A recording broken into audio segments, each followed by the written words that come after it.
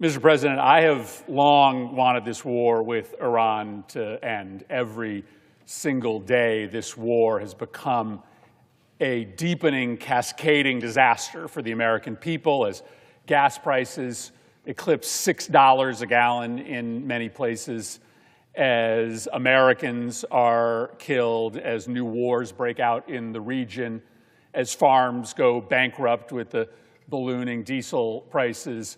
Every single day this war has gone on, it has become a worse debacle for the United States and the American people. And so I have been prepared to swallow basically any deal to end the war.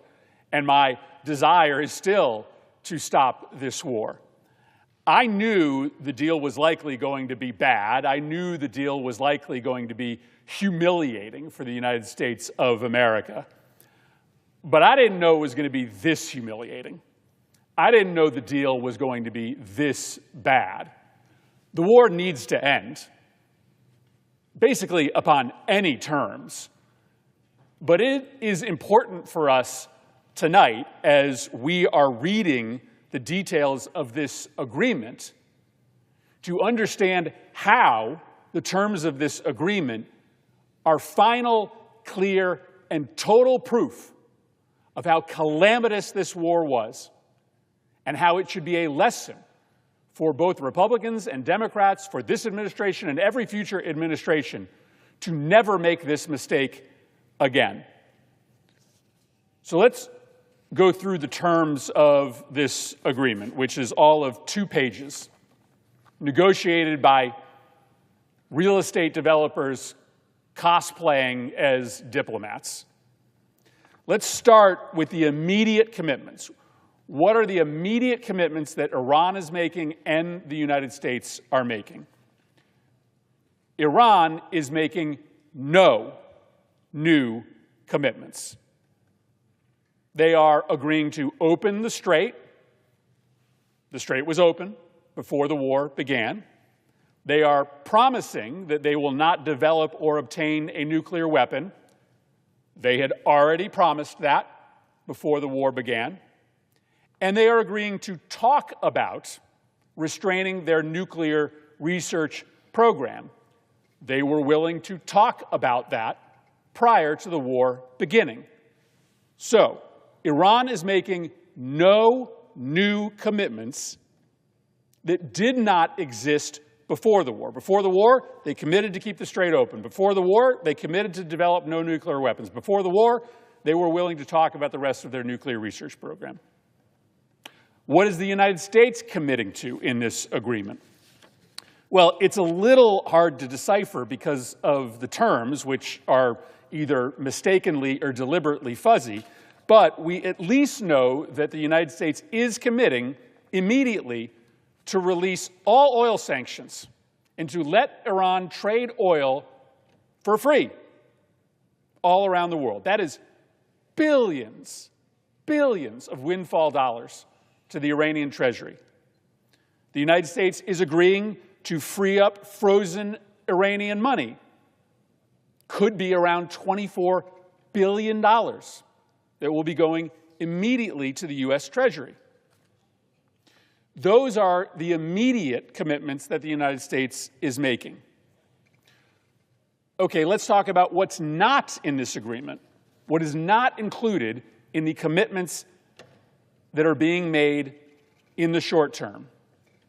Iran is making no commitments on reductions or controls on their missile program or their drone program or their support for terrorism. In fact, you can see a video today of Donald Trump saying, I think it's cool for Iran to have missiles. I think it's kind of unfair to say that Iran shouldn't have missiles if everybody else has it. He literally said this on TV today. For the last 100 days, Donald Trump and the administration have been telling us that the American people have to sacrifice and go to war and spend billions of dollars and have 13 Americans killed and suffer through $6 a gallon gas prices because we have to stop Iran from having missiles. The presiding officer and I have sat in briefings in which we have been told that the point of this war is to destroy Iran's missile capacity And now the president is saying, it just doesn't matter. President Trump's goals shifted, but they seem to be to get a regime that was more friendly to the United States and to Israel. We have a harder line regime now in charge of the country than we did before. We had a doddering 80-year-old Ayatollah. We now have a, frankly, much more capable and much more provocative hardline regime. He said he wanted to get rid of the drone program. The drone program is still there. There's nothing in this agreement about their drone program. Wanted to get rid of their missile program. Nothing in this agreement about their missile program. Wanted to get rid of their nuclear program. And he pledged that he would carry out this war in a way that got a better deal than President Obama did. And of course he had to promise that because he pulled out of the JCPOA. He got none of it in this agreement. He got none of it in this agreement. Yes, in this agreement, there is a suggestion that there is now going to be a negotiation between the United States and Iran over their nuclear program. But that negotiation was available before this war began. Now, the president may argue that this war has given him additional leverage. That is nonsensical. There is fundamentally less leverage today than there was before the war began. Let's just go through it for a second. When Obama was negotiating the nuclear deal, he had the oil sanctions in place. Those are the most serious sanctions, right? Iran runs on oil revenue. So the primary leverage Obama had during those negotiations was the oil sanctions. We are releasing all of the oil sanctions before the nuclear negotiations happened. That is malpractice.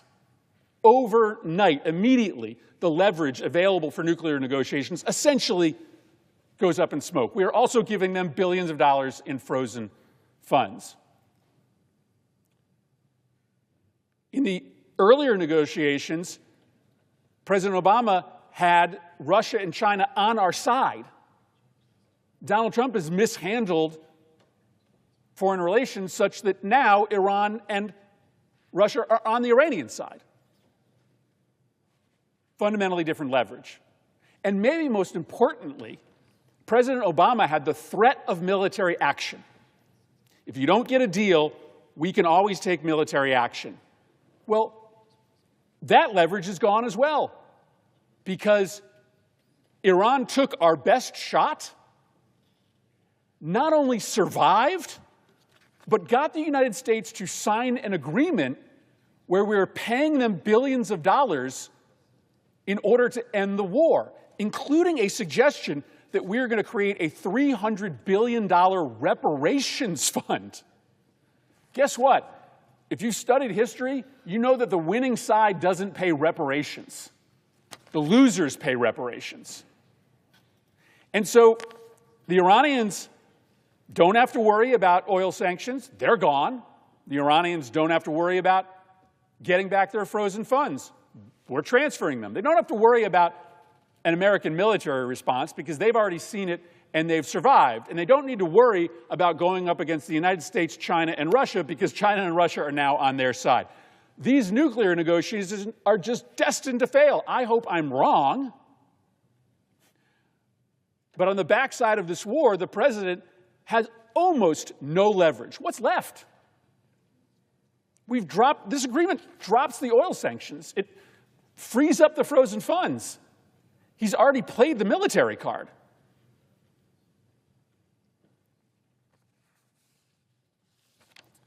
There's a suggestion in this document that there's going to be a specific negotiation about the enriched uranium that Iran holds. Now, remember, when Obama was negotiating with Iran, they had 15% enriched uranium. They weren't close to the enrichment capacity to make a bomb. Today, they have 60% enrichment capacity.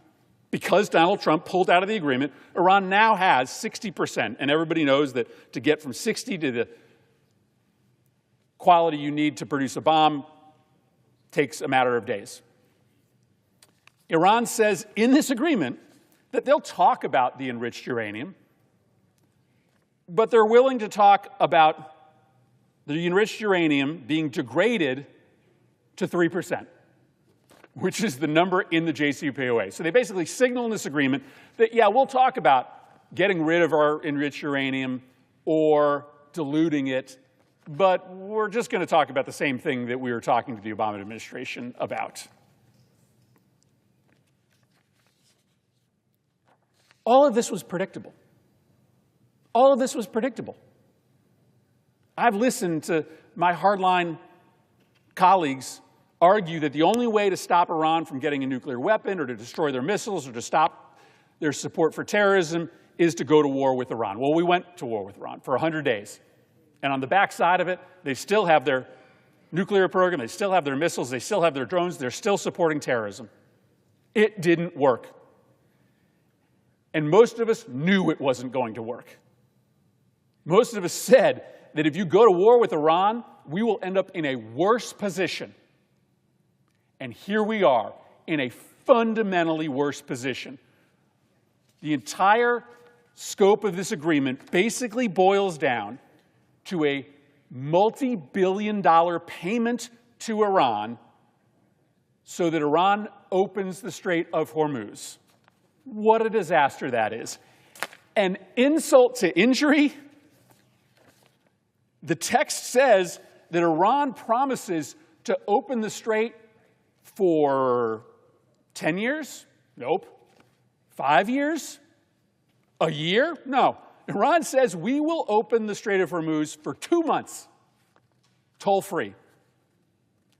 And then after that period of time, we will consult with the government of Oman on the tolling structure. So open for 60 days, and then Oman and Iran will talk about the new structure. I knew it was going to be a humiliating agreement. I didn't know it was going to be this humiliating. I want the war to end. I'm willing to stomach a bad deal. But this agreement exposes what a colossal mistake it was, the biggest foreign policy blunder of 20 years to start this war, and why every hawk who cheerled us into war with Iran was wrong. We didn't get anything that you thought we were going to get out of this. I am hopeful that I am wrong about these negotiations. I am hopeful that new leverage will materialize. But I don't see any leverage at all. It's given up in this agreement. It's given up in the way that this war has been perpetuated. I'm glad the war is over. But I'm furious that it has resulted in our nation's humiliation, in Iran becoming stronger, and America becoming weaker. And everybody, Republicans and Democrats, should be furious about that. I yield the floor.